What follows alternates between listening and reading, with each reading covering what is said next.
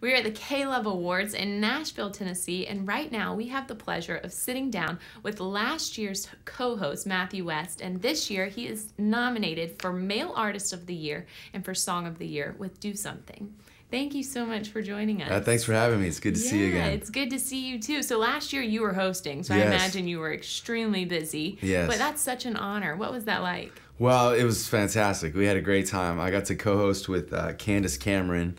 You know, I thought I did a great job, but you did a great job. Then I got fired. I didn't get asked back this year. So well, you've been nominated for 2 awards. That's exciting in and of itself. Very exciting. What does that mean to you? Oh, it's it's an honor. Most importantly, just hopefully it's a sign that the music you're making is resonating with the hearts of people, and that's why I make music, so any recognition I always take as a sign that, okay, like something's connecting, people are getting something out of the music, maybe, especially with this specific song that got nominated, Do Something, the stories I get to hear of people being fired up to make the most of their life and be about a cause greater than themselves is really, it's exciting. I always think of like these songs as potential kickstarters, or something that can cause a chain reaction. You throw a song, it's like throwing a stone in the water, and it can cause these ripple effects. And people have shared with me the ripple effects of a message like, hey, go do something, do really something cool. big for God. And people are saying, hey, this is my do something. This is how I change the world. This is how God's using me. And so it's pretty cool. So what was your inspiration behind Do Something? Well, it was actually inspired by a girl who is doing something big. She's changing the world. Her name's Andrea, and she was just an ordinary college student at University of Colorado, but she traded the comforts of home for an orphanage in Uganda. And she sort of stumbled upon this orphanage. She had the chance to study abroad for a semester as a college student. And when I think of like studying abroad, when I was a college student, I was like Italy or France, somewhere like that. Yeah. But she chose Uganda, and she went there to learn a topic of microfinancing. While she was there, she found this orphanage where the children were being neglected and abused by the actual orphanage workers. And so as she began to see what was going on and hear a little bit more from the children, this college kid turned into an activist overnight and just decided, I'm going to do something about the plight of these children. And so she stayed in Uganda after her semester was over, much to her parents' bewilderment, and they were worried about her and scared. And she said, I can't leave. I need to help these children. And finally, the government listened to her requests. They shut down the orphanage. Then they placed 40 children under her care. Wow. To this day, there's a 25-year-old girl named Andrea who, along with the help of her twin sister, they run an orphanage in Uganda called Musana, which stands for Sunshine. And they care for over 200 orphans every single day in Uganda. And I was so moved by her story that I went and did a benefit concert for her orphanage. And I asked her, I had a chance to interview her like you're interviewing me. And I said, I just got to know, like, how did you do something? How did you do this? And she said, well, I had no clue what I was doing. I felt totally unqualified, but I just kept asking myself, if I don't do something about these kids, who will? Wow. And that's what really inspired me to pen the words, if not us, then who?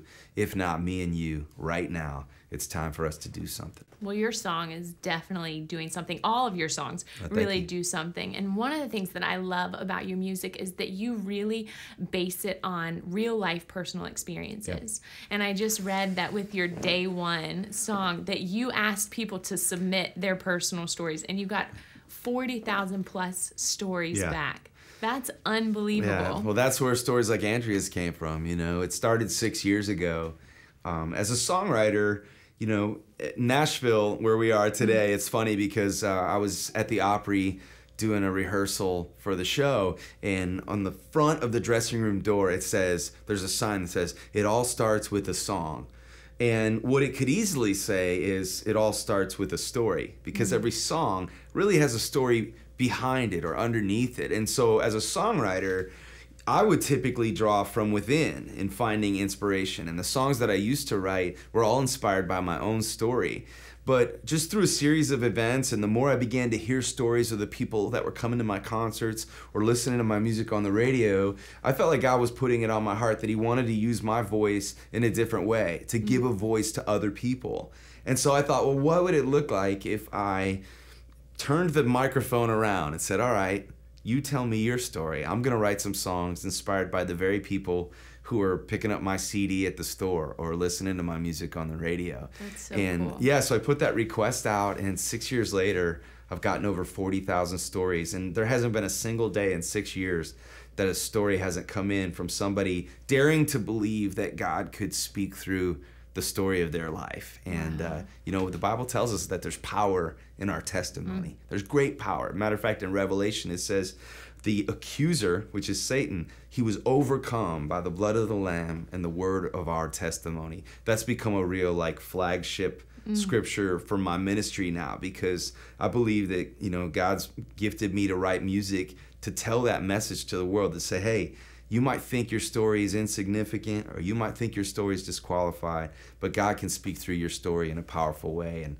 that's why I write songs like Do Something. They're inspired by somebody's story to tell the world their story matters. You didn't know that you were always going to be a singer and songwriter, right? You said that you had this dream of playing professional baseball as a little kid.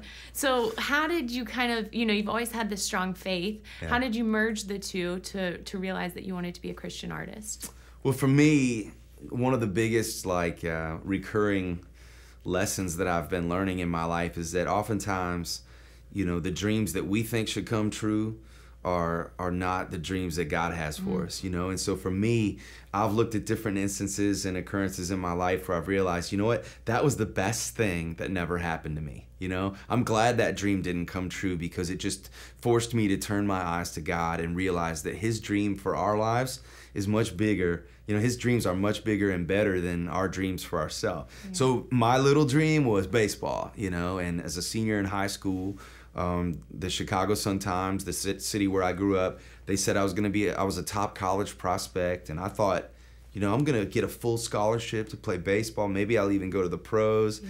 But I didn't get one scholarship offer, and I watched this door close right in front of me. That had to hurt. It hurt, and my parents, they kept saying, you know, it's not about your plan for your life. It's about God's plan for your life. And so I look back now and I realize how dreams not coming true, doors closing, are what rerouted me, right? It's like if you've ever used your GPS in your car and you take a wrong turn and then it reroutes you, and you still can arrive at the destination that you were meant to go, even if you took a few wrong turns here or there. And I think about that in my own life. Like those doors that have closed in my life, they've rerouted me towards the true destination that God had planned for me all along. And so, and when it comes to why I make Christian music, you know, I feel like my faith in God is the driving force of my life.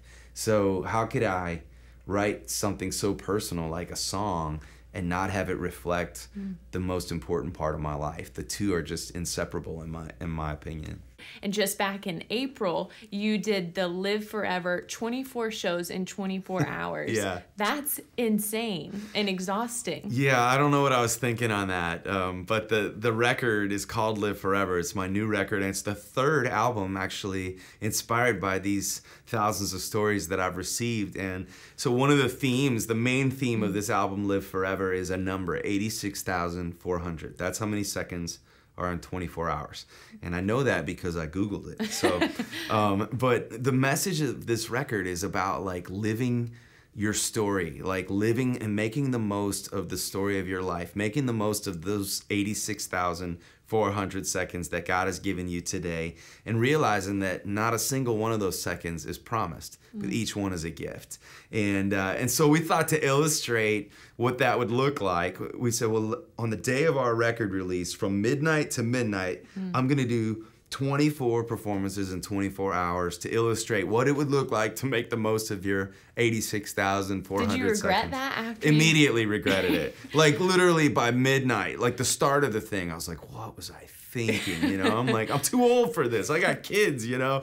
But at like 3 a.m., Waffle House at 3 a.m. is a scary place to be. Really? But so good. Yeah, but it was like there was 3 people there, and I got my guitar, and literally I was singing for the cook, the waitress, and a guy in the corner who looked like he wanted to hurt me. I mean, you're making such a difference in these people's lives, and you're able to share the gospel with people who maybe don't even know, don't know Christ at all. That was the cool thing is, and although it was like a fun kind of publicity stunt, what I began to realize as we were going through the middle of the night and singing in these, we'd go to Walmart and sing in the electronics aisle and just singing for people, guess what I would start experiencing?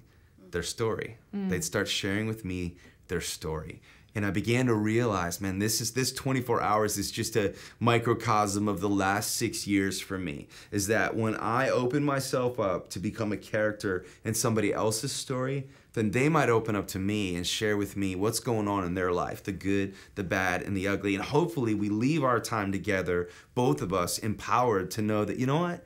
Our story's not over, no matter how hopeless it may seem. As I talked to the girl who was working at Walmart at 1 a.m, who's a single mom with a little baby, and I begin to talk to her, I have the chance to sing for her. She leaves hopefully encouraged to know, hey, you know what? God's got a plan. God's going to take care of you. And so that's one of my big things is just hopefully remaining open to hear stories from people and to turn around and write songs that tell people that their story matters, that God has written your story, and he has a plan to speak through your story if you'll trust in him.